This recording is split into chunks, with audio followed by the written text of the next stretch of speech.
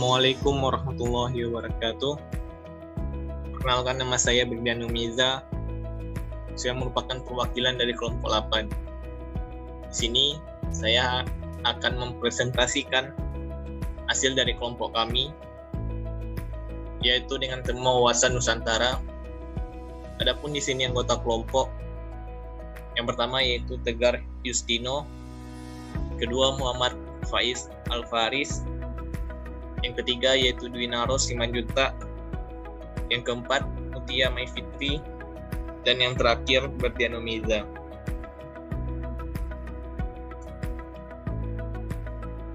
Yang pertama yaitu pengertian wawasan Nusantara.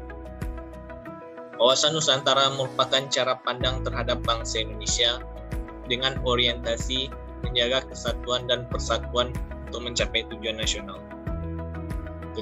Tentunya sebagai warga Indonesia yang mencintai bangsanya, sudah selayaknya harus memahami Indonesia dari berbagai aspek.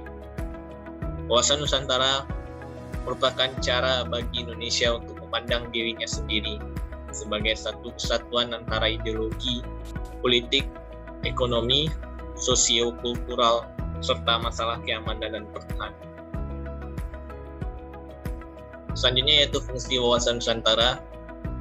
Fungsi wawasan Nusantara antara lain sebagai pedoman, motivasi, dorongan, serta rambu-rambu dalam menentukan segala kebijaksanaan, keputusan, tindakan, dan perbuatan bagi penyelenggaraan negara, baik di tingkat pusat maupun di tingkat daerah, dengan tujuan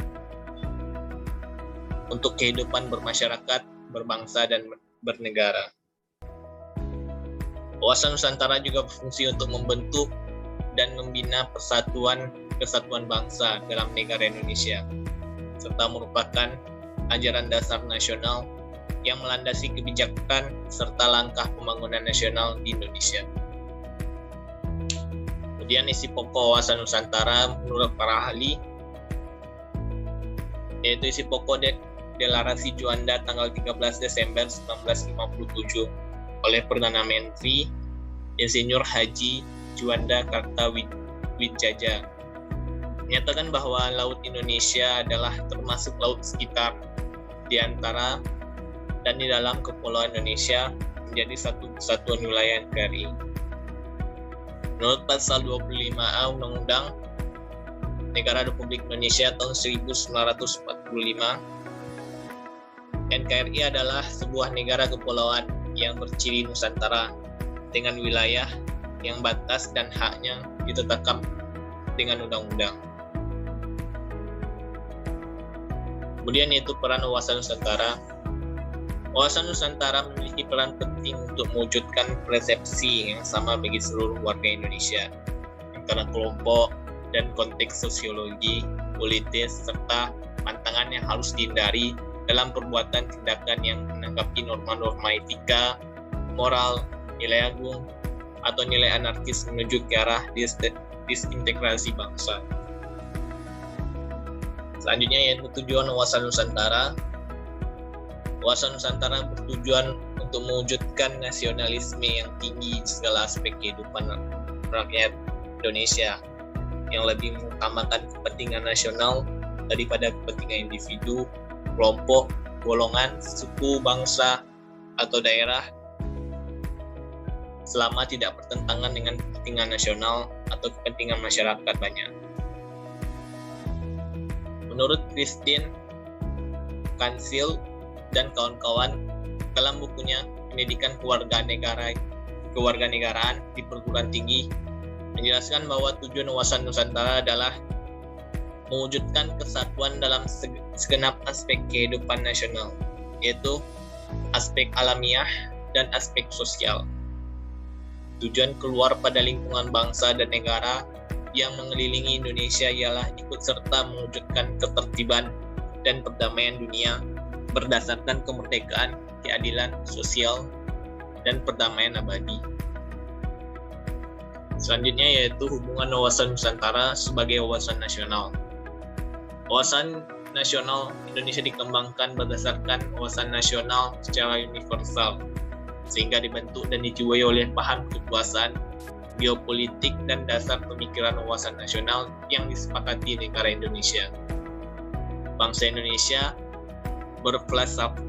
berfalsafah dan berideologi Pancasila menganut paham tentang perang dan perdamaian berdasarkan bangsa Indonesia cinta damai, akan tetapi lebih cinta kemerdekaan. Maka wawasan nasional bangsa Indonesia tidak mengembangkan ajaran kekuasaan dan adu kekuatan. Kemudian yaitu geopolitik Indonesia. Indonesia menganut paham negara kepulauan berdasarkan archipelago konsep, yaitu laut sebagai penghubung daratan sehingga wilayah negara menjadi satu kesatuan yang utuh sebagai negara kepulauan. Dasar pemikiran wawasan nasional Indonesia. Bangsa Indonesia dalam menentukan wawasan nasional mengembangkan dalam kondisi nyata. Indonesia dibentuk oleh pemahaman kekuasaan dari bangsa Indonesia yang terdiri dari latar belakang dan kesejarahan Indonesia. Kemudian yaitu pemikiran berdasarkan aspek kewilayahan. Wilayah Indonesia pada saat merdeka masih berdasarkan peraturan tentang wilayah teritorial yang dibuat oleh Belanda, yaitu Territorial Zin Maritime Green Ordinance tahun 1939 atau disingkat dengan TZIMKO, di mana lebar laut wilayah Indonesia adalah 3 mil diukur dari garis air rendah masing-masing pulau Indonesia. TZIMKO tidak menjamin kesatuan wilayah Indonesia, sebab antara satu pulau dengan pulau yang lain menjadi terpisah-pisah. Sehingga pada 13 Desember 1957, pemerintah mengeluarkan deklarasi Juanda yang isinya segala perairan di sekitar di antara yang menghubungkan pulau-pulau atau bagian-bagian pulau yang termasuk daratan negara Republik Indonesia dengan tidak memandang luas atau lebarnya adalah bagian yang wajar daripada wilayah daratan negara Republik Indonesia, dan dengan demikian merupakan bagian daripada perairan nasional yang berada di bawah kedaulatan mutlak daripada negara Republik Indonesia. Lalu lintas yang damai di perairan pedalaman ini bagi kapal-kapal asing dijamin selama dan sekedar tidak bertentangan atau mengganggu kedaulatan dan keselamatan negara Indonesia. Kemudian yaitu pemikiran berdasarkan aspek sosial budaya. Kebudayaan secara etimologis adalah segala sesuatu yang dihasilkan oleh kekuatan budi manusia. Sosial budaya adalah faktor dinamik masyarakat yang terbentuk oleh keseluruhan pola tingkah laku lahir dan batin yang memungkinkan hubungan sosial antara anggota-anggotanya. Berdasarkan ciri sifat kebudayaan, masyarakat Indonesia sangat heterogen dan unik, sehingga mengandung potensi konflik yang sangat besar, serta terlebih kesadaran nasional masyarakat yang relatif rendah sejalan dengan terbatasnya masyarakat sendiri. Proses sosial dalam menjaga persatuan nasional sangat membutuhkan kesamaan persepsi atau cara pandang di antara segenap masyarakat tentang eksistensi budaya yang sangat beragam, namun memiliki semangat untuk membina kehidupan bersama secara harmonis. Kemudian yaitu pemikiran berdasarkan aspek kesejarahan. Perjuangan suatu bangsa dalam meraih cita-cita pada umumnya tumbuh dan berkembang akibat latar belakang sejarah. Penjajahan di samping menimbulkan penderitaan dan juga menumbuhkan semangat untuk merdeka yang merupakan awal semangat kebangsaan yang diwadahi oleh Budi Utomo 1908 dan Sumpah Pemuda pada 1928. Wawasan nasional Indonesia diwarnai oleh pengalaman sejarah yang mengingatkan tidak terulangnya lagi perpecahan dalam lingkungan bangsa yang akan melemahkan perjuangan dan mengisi kemerdekaan. Untuk mewujudkan cita-cita dan tujuan nasional sebagai hasil kesepakatan bersama agar Indonesia setara dengan bangsa lain. Kemudian yaitu sasaran implementasi wawasan Nusantara di berbagai bidang. Yang pertama yaitu di bidang politik. Bangsa Indonesia bersama bangsa-bangsa lain ikut menciptakan ketertiban dunia dan perdamaian abadi melalui politik luar negeri yang bebas aktif. Implementasi wawasan Nusantara dalam kehidupan politik akan menciptakan iklim penyelenggaraan negara yang sehat dan dinamis. Hal tersebut tampak dalam wujud pemerintahan yang kuat, aspiratif, dan terpercaya yang dibangun sebagai penjelma kedaulatan rakyat. Konsep politik bangsa Indonesia yang memandang Indonesia sebagai satu kesatuan wilayah meliputi daratan dan air, termasuk dasar laut dan tanah di bawahnya dan udara di atasnya secara tidak terpisahkan, yang menyatukan bangsa dan negara secara utuh dan menyeluruh.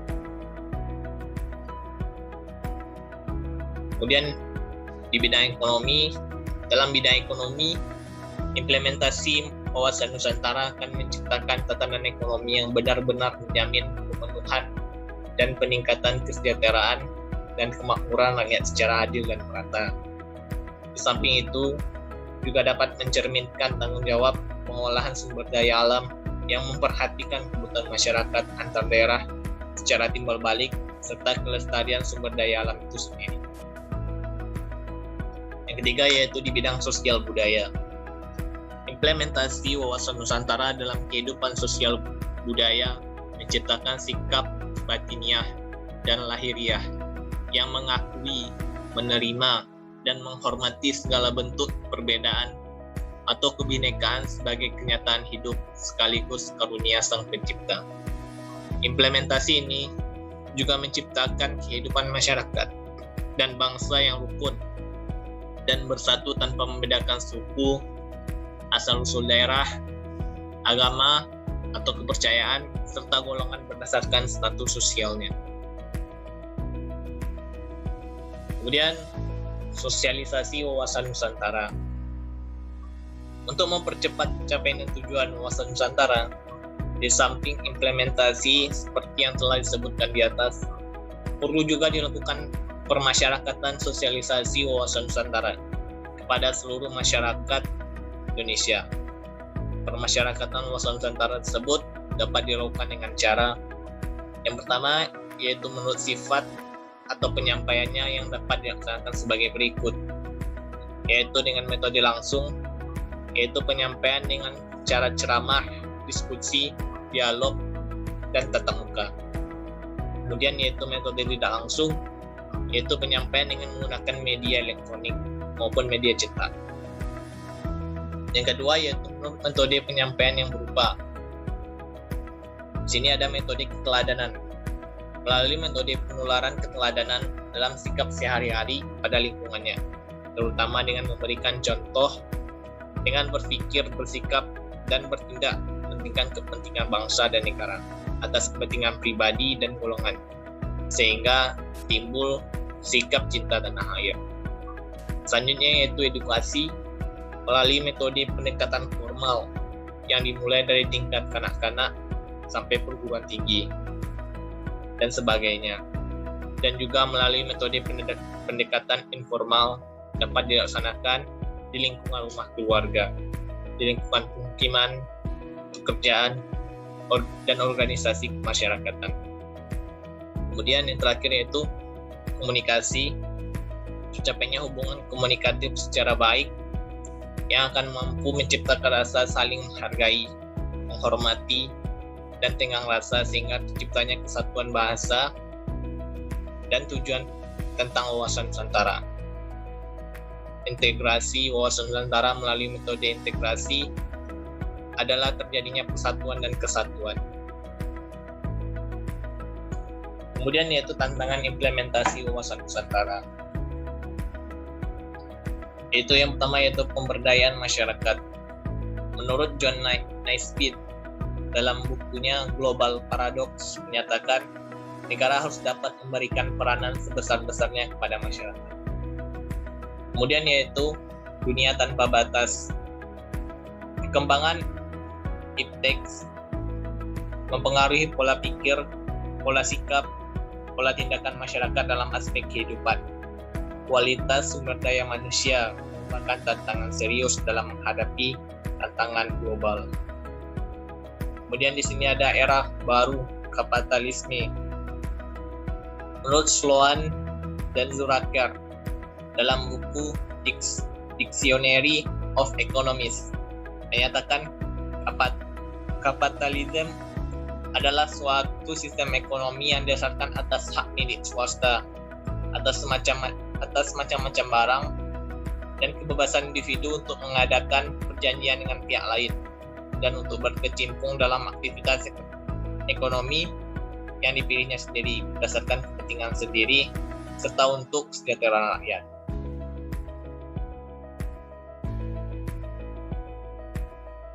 Kemudian yaitu sejarah wawasan Nusantara.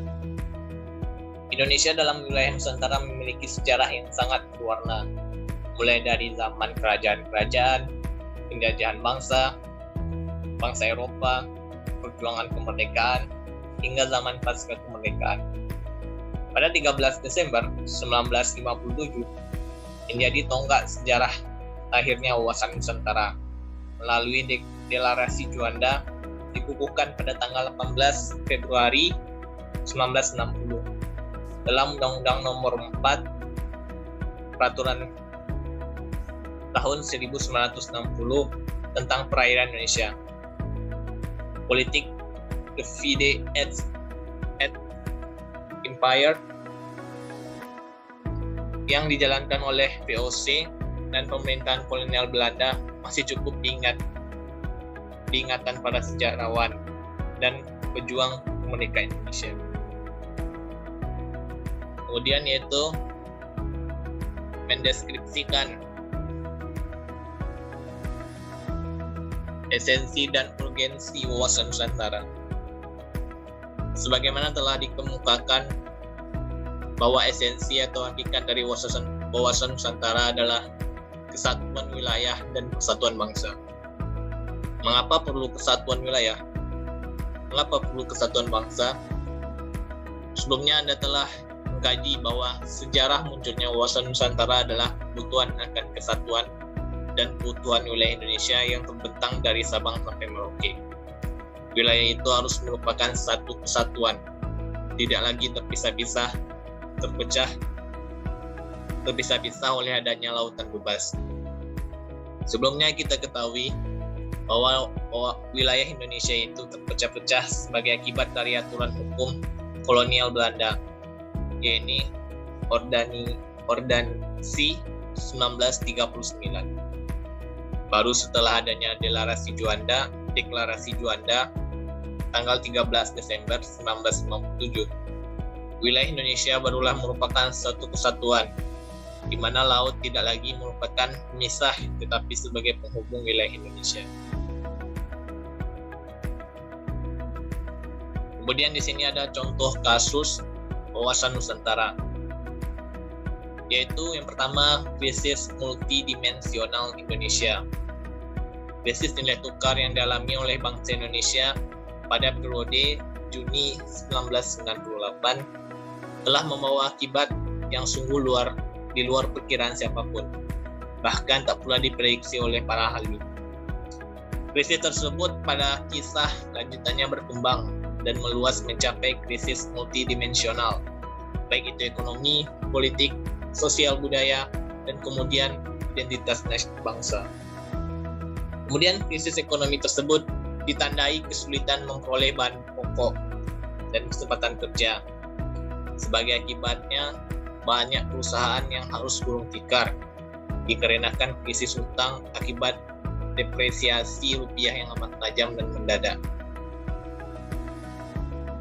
Akibat dari depresiasi rupiah yang amat tajam dan mendadak, yang kemudian menjadi pemicu timbulnya gerakan mahasiswa yang muncul bagaikan ribuan semut.